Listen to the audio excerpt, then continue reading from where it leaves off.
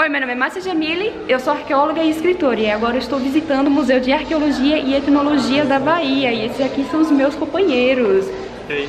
Não pode se apresentar. Meu nome é Yuri, meu nome é Washington e a gente vai desenvolver uma apresentação aqui sobre a temática do nosso museu com a finalidade de apresentar duas personalidades que também teve forte atuação no cenário acadêmico, tanto da UFBA quanto da Bahia e especificamente no Nordeste do país. Essas duas personalidades são Pedro Agostinho, trabalhando na área de antropologia, e Valentim Caldeirão, na área de arqueologia. Essa primeira aula aqui é destinada a Pedro Agostinho. Essa parte aqui apresentada desses artesanatos é de uma etnia do Xingu chamada Camaiurá. Certo. E aqui temos alguns objetos que eu vou explicar um pouquinho mais porque eu sou indígena. Eu tenho uma certa propriedade para falar sobre isso. Eu sou da etnia Pataxó, do extremo sul da Bahia. E enfim, vamos para os objetos. O nome desse daqui se chama cocá. Certo. E é tradicionalmente utilizado para definir distintos aspectos sobre o indivíduo dentro da comunidade. Um dos exemplos mais específicos que eu gosto de utilizar é na questão da hierarquia. Certo. Geralmente, o cocá vai apresentar aspectos distintos ao depender do nível hierárquico que a pessoa pertence dentro da comunidade. Certo. Se ele é um cacique, ou se ele é um pajé, ou se ele é um ancião dentro da comunidade, o cocá dele vai ter características que distinguem-se dos demais indivíduos dentro da comunidade. Nesse daqui em específico, pela apresentação das penas centrais, das duas penas centrais, a gente pode deduzir que é pertencente a um indivíduo solteiro dentro da comunidade, e as duas penas vêm justamente no sentido de apresentar isso, e também pelo tamanho, porque geralmente o nível de complexidade na produção do adorno corporal vai determinar também a característica hierárquica e o tamanho. Nesse caso aqui é um tamanho médio, então a gente pode deduzir basicamente que é de um indivíduo solteiro e que não desempenha papel tão atuante dentro da comunidade. Mais ou menos isso. Legal. Temos aqui alguns pentes e pela trama que é utilizado dentro no material em específico, a gente também pode constatar que na verdade pinturas corporais que são produzidas dentro da comunidade. Esse em formato de losango, que é marrom e vermelho, a gente pode deduzir que é uma simbologia do gênero feminino. Por sua vez, esse daqui, que tem a característica do triângulo, seria o tipo de simbologia destinado à definição de gênero masculino. Bem, aqui também temos alguns objetos, mas a gente pode perceber que também as pinturas estão muito presentes aqui, e geralmente a gente costuma se carregar no objeto feito a sua definição de gênero, ou seja, se foi um homem que fez esse objeto, geralmente o indivíduo vai pintar a pintura tanto com base na sua definição de gênero, e quando isso não acontece, ele faz a pintura baseada em algum aspecto simbólico que aconteceu dentro da comunidade naquele momento. Agora, assim, vindo de você, qual é a peça aqui mais interessante? Na minha opinião, é o cocá. O cocá? Porque além do fator simbólico e de determinação de nível hierárquico, ele carrega ainda vários outros significados, que na cultura do não indígena seria para determinar a questão de casamento. Não é exatamente casamento que acontece na minha comunidade. Só que, por exemplo, no ato da cerimônia do suposto casamento, da união, exatamente, ocorre a troca também desses objetos, e aí esse objeto é um dos objetos que você jamais vai poder se desfazer. Porque legal. É justamente mesmo que você não utilize mais, esse objeto vai ter um valor simbólico muito forte, não só para você como indivíduo, mas para a comunidade, para a coletividade como um todo, porque no ato da cerimônia dessa união acontecem vários outros rituais, como o carregar uma tora de madeira pela comunidade. Isso é tradicional da minha etnia, mas cada etnia tem uma forma distinta de celebrar a cerimônia, e nessa cerimônia um dos objetos que mais presentes é o cocá. Agora, qual a outra parte que nós iremos? Bom, a gente tem o remanescente das pinturas aqui, a gente pode dar uma olhada, e também tem algumas fotos aqui do lado sobre o processo em que Pedro Agostinho teve para poder ingressar no meio de uma comunidade indígena, a Camaiurá, que é o tema central da sua abordagem aqui, e é justamente a partir daquelas fotos que vão aparecer ali agora. E que geralmente ele começou, na verdade, o seu trabalho fazendo pinturas à mão mesmo, através do seu caderno etnológico, arqueológico, eu não sei como é que é o termo. É exatamente, seu caderno de campo. E aí fazendo esses desenhos sobre alguns aspectos que aconteciam dentro da comunidade, referentes a rituais e qualquer tipo de coisa, porque ele ainda não tinha proximidade suficiente para poder tirar fotos ou gravar alguma coisa. Então o processo de estudo dele se deu a partir disso, e ele passou cerca de 4 anos aproximadamente dentro dessa comunidade, até que fosse possível ele registrar aquelas fotos ali com presentes, e também gravar músicas e gravar os rituais que geralmente aconteciam naquele espaço. Pois bem, aqui temos, geralmente eu costumo falar para o pessoal que esses objetos têm um valor simbólico contido em todos eles, só que geralmente os objetos que são dados para uma pessoa que não é indígena não carrega propriamente um valor simbólico tão importante quanto um objeto que geralmente é pertencente a um indígena e que se mantém no meio daquela coletividade. Então sim, temos valores simbólicos contidos em cada um desses objetos, mas a gente pode deduzir a partir dessa análise que não necessariamente alguns desses objetos pertenciam a um pajé, por exemplo, ao líder espiritual da comunidade, ou a um cacique, por exemplo. São objetos de produção tradicional, mas que não necessariamente carrega um valor simbólico tão forte quanto outro indivíduo com nível hierárquico maior dentro da comunidade possuiria. Vamos indo para a última parte da ala destinada a Pedro Agostinho, certo, que é justamente a parte em que trata da atuação dele aqui no Nordeste brasileiro, que é uma das partes, pelo menos para mim, mais importantes, porque existia pelo menos um fator, principalmente na década de 70 e 80 mais ou menos, período da ditadura militar, que se entendia que, vamos virar para cá para poder mostrar a foto, alguma coisa do tipo, se entendia que não existia indígenas no Nordeste. E aí, a partir da atuação dele política, criando também associações, uma das mais conhecidas associações é o PNEB, Programa de Pesquisa dos Povos Indígenas do Nordeste Brasileiro, e a partir de projetos como esse, de sua atuação no meio acadêmico, é que se tornou possível a identificação oficial de cerca de 13 comunidades indígenas aqui no Nordeste Brasileiro, contidas em cerca de 22 territórios diferentes. Isso são dados oficiais, só que existe um número ainda maior sobre essas informações, existem várias outras comunidades. E, por exemplo, só na minha etnia tem cerca de 26 comunidades pataxó no extremo sul da Bahia. Então, esses são os dados oficiais que já são registrados e demarcados das comunidades, mas não necessariamente são os únicos territórios e as únicas etnias existentes. E aí foi justamente a partir da atuação dele que se deu a promoção não só de material acadêmico produzido por ele, mas também ele colaborou para que outros indivíduos, outros estudiosos, outras pessoas se engajassem no movimento indigenista, produzindo materiais referências a indígenas do Nordeste, o que colaborou bastante para garantir, pelo menos para algumas etnias, um maior reconhecimento por parte da população do Nordeste e do Brasil como um todo. E aí temos uma lista de algumas das etnias que por ele foi estudada e trabalhada. E aqui temos alguns objetos também referente a algumas etnias, por exemplo, aquela roupinha ali. A gente tem uma réplica, não é uma réplica, uma vestimenta original, de tamanho original. E o nome dessa vestimenta é Tonã, pertence a uma etnia chamada Pancararé. E geralmente é utilizado em rituais na qual todos os homens utilizam essa vestimenta, e geralmente é destinado tanto para finalidades de fertilidade feminina ou para agradecer algum bom acontecimento que venha a ter acontecido dentro da comunidade, ou para agradecer alguma coisa.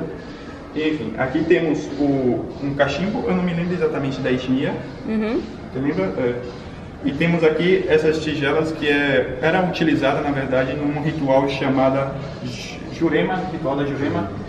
Exatamente, que nesse ritual existia também a bebida. A bebida, na verdade, dava um nome a esse ritual. O nome da bebida, obviamente, é Jurema.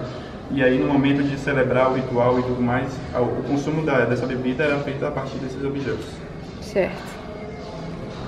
Agora, a gente começa a falar sobre a parte da arqueologia no museu, né?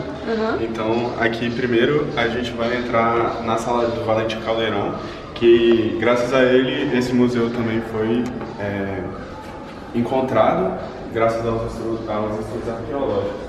O Valente Caldeirão, ele ganhou vários prêmios, honra ao mérito, inclusive vários trabalhos que ele fez aqui na Bahia, né?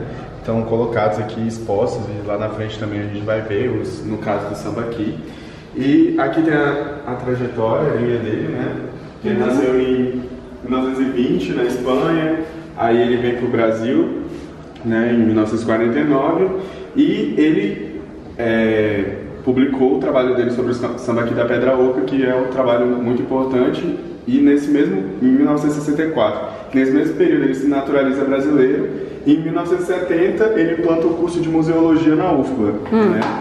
E logo depois ele vai para Artes Sacras, que ele vai ser diretor do museu, e aí ele vira coordenador de museologia na UFBA em 1973 e morre em 1980. Só que o Valentim Calderon, ele não era arqueólogo, ele não tinha formação em arqueologia, ele acabou trabalhando com arqueologia, mas ele não tinha essa graduação que a gente fala, né? E aí ele estudou mesmo arqueologia, mas não numa universidade.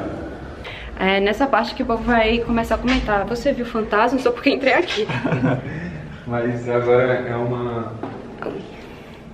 as pessoas ficam bem empolgadas quando elas chegam nesse lugar aqui, né? Que é realmente um cenário muito bonito, assim. Nossa, bem bonito mesmo. Enfim, sobre a questão da estrutura do prédio aqui, a gente pode dizer, né, que na época não existiam pessoas altas, né? Como agora, mas aquele buraco lá, ó, lá no fundo, aquilo ali, servia como passagem para fuga. Então, toda a construção jesuítica que você encontrar assim, geralmente essas missões elas estão no litoral, mas enfim, para dentro também você vai encontrar uma arquitetura parecida, né? Tanto do tamanho do teto quanto esses buracos para fuga, em caso de necessidade mesmo, que é para onde saem outros cantos da cidade, né? Que é por isso que elas são construídas, o buraco ali, são construídos nesse espaço. E aí aqui a gente tem as urnas Aratu, né? Que foram encontradas, que é na região de Guaípe, que fica a 16 quilômetros aqui de Salvador, e que elas são que o lugar agora se chama Aratu, né, que é sobre essa mesma etnia. E aí essas urnas foram encontradas e elas têm a datação de aproximadamente 1.150 anos, 1.500 anos antes do presente, entendeu? Foi com carbono 14 também que eles fizeram essa avaliação. Eu acho que é 1.000 a 1.500 anos antes de agora, assim, que essas urnas, enfim, aí eram os restos mortais que eram colocados, né, dentro dessas urnas, e depois havia o sepultamento. E aquela ali é a tampa, né, ela é sempre tapada, sempre nesse formato de uma pera, um caju, assim, parecido, né, e elas, pode observar que diferente do que a gente vai ver mais pra frente, essas urnas aqui, elas não tem muito detalhe, sabe? Aqueles detalhes ali branco, enfim, são coisas que precisaram ser reconstruídas, mas elas não têm pintura. Então você pode perceber que é um modelo mais simples de urna, que elas são feitas de cerâmica, mas elas não têm uma coisa mais complexa? Não é complexo, é um desenho, enfim, porque geralmente as urnas elas possuem marcas, né? Essa urna ela não possui muita marca, ela é mais lisa mesmo, né? E olha, isso aqui, gente, significa que não pode passar, tá? Não pulem. É isso aí. Não, tem que avisar porque o povo é ousado. Com certeza. Aqui, ó, a gente viu ali as urnas Aratu, agora aqui a gente está vendo o sepultamento na tradição tupi. Você pode perceber, como eu falei lá dentro, que uma urna tupi, ela tem um outro detalhe, entendeu? Que geralmente é isso que diferencia, enfim, de um povo para outro, são os desenhos, né? Não só, mas, enfim, na urna a gente pode ver mais esse detalhe, assim, que já no outro lá era a cerâmica lisa, né? Aqui a gente tem um trabalho de pintura em volta da urna.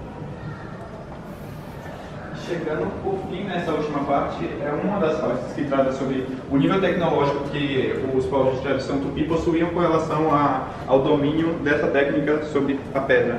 Que aqui temos a pedra polida e nessa outra vitrine temos a tecnologia voltada para a questão da pedra lascada. E é justamente a distinção entre ambas que a gente vai constatar o nível de desenvolvimento que essas comunidades já possuíam na época. Um exemplo disso seria justamente essa daqui, essa ponta desse machado, que existem alguns estudos, ou pelo menos em alguns materiais teóricos, que entende-se que essa pedra tinha um formato mais ou menos semelhante a esse, só que era colocado numa corrente, num rio com corrente relativamente forte, e colocava-se outra pedra ainda mais pesada em cima. E aí deixava cerca de 2 ou 1 ano nessa água corrente, e aí o próprio rio faria afiaria a pedra, exatamente, iria polir a pedra de forma que daria esse formato, e aí, obviamente, na parte aqui de trás, esse formato aqui era produzido manualmente, para criar esse formato. E todos os materiais que estão aqui apresentados nessa vitrine, geralmente foram encontrados naquelas urnas que foram colocadas lá atrás, porque aquelas urnas, na verdade, eram utilizadas como urnas de segundo enterramento. Então, a pessoa realizava-se o ritual, a pessoa era enterrada e, posteriormente, pegava-se todo o material, tanto ósseo e os materiais que tinham maior valor simbólico para aquele indivíduo, e colocava-se dentro dessa urna, e aí sim aconteceria o enterramento por definitivo. Um desses objetos é justamente esse aqui. O nome deles são Tembetá, e também era um material utilizado para definir o nível hierárquico do indivíduo dentro da comunidade. Então, esse daqui, esses verdes, são destinados a indivíduos com maior nível hierárquico dentro da comunidade, e o nome dessa pedra é amazonita, se eu não me engano. E aí os indivíduos que já não tinham tanta importância entre aspas, dentro da comunidade, utilizavam esse de material mais esbranquiçado.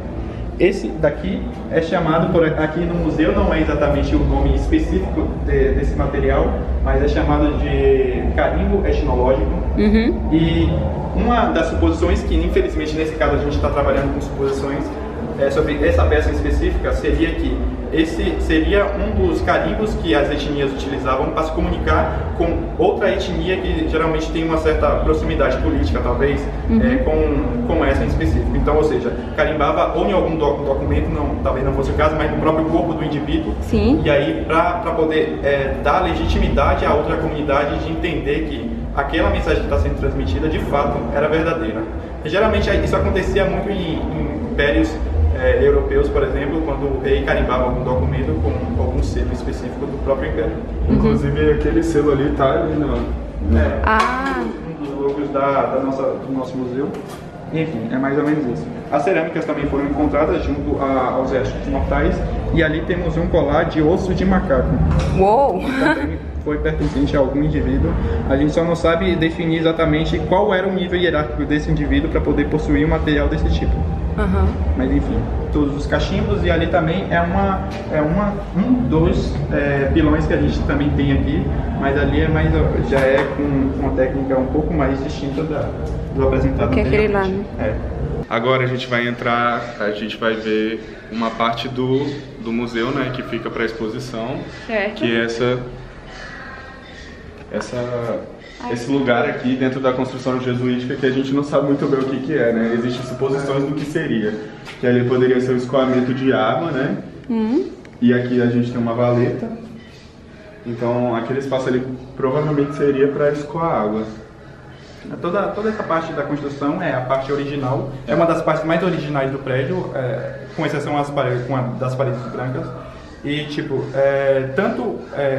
cogita-se a possibilidade de que tanto servia para escoamento de água em períodos de seca, principalmente, quanto também era cogitada a possibilidade de que essa fosse a sala de banho do prédio. Sim. Inclusive está mantido o original, que nem no chão a gente pode pisar, né? Que tenha essa corrente aqui. Ouviram, né? Nada de passar por aqui.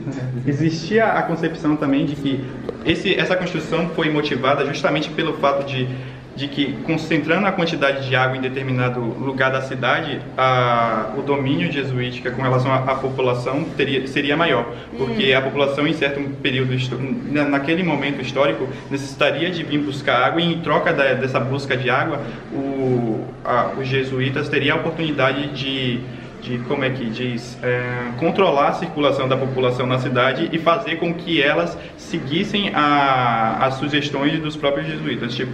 Faltou a missa ou está saindo de alguma regra específica imposta por eles, então a pessoa em questão seria chamada a atenção no momento em que viesse coletar a água aqui. A cisterna vai ser apresentada mais à frente lá fora, e é justamente o lugar onde possivelmente guardaria a água que seria coletada a partir desse canal.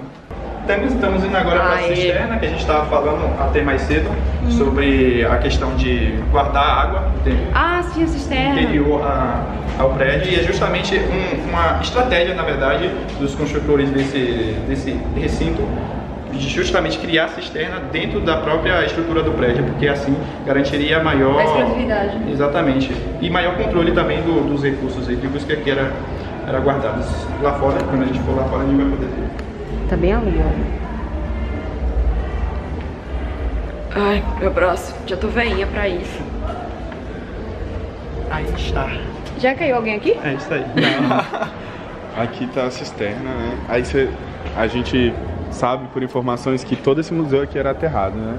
Então, durante a escavação, a gente não, né? Foi observado que existia algo diferente aqui, né? Que primeiro foi pensado que fosse até um chafariz antigo, né? Mas depois foram cavando e descobriram que era uma cisterna. E era exatamente isso que o acabou de falar, sobre a questão do recurso hídrico e a manutenção mesmo do prédio, né? Pelos jesuítas. E acabou o nosso passeio. Se você gostou desse vídeo, deixe seu curtir. E não deixe de se inscrever no canal, caso ainda não seja inscrito. E nos seguir nas redes sociais. Obrigada por assistir esse vídeo e até mais. Tchau, tchau. Tchau, tchau. Venham visitar a mãe. Quanto é pra... R$3. São R$3 e eu vou mostrar a parada toda. Isso é um absurdo. Mas o diretor disse que eu podia filmar, então eu vou filmar.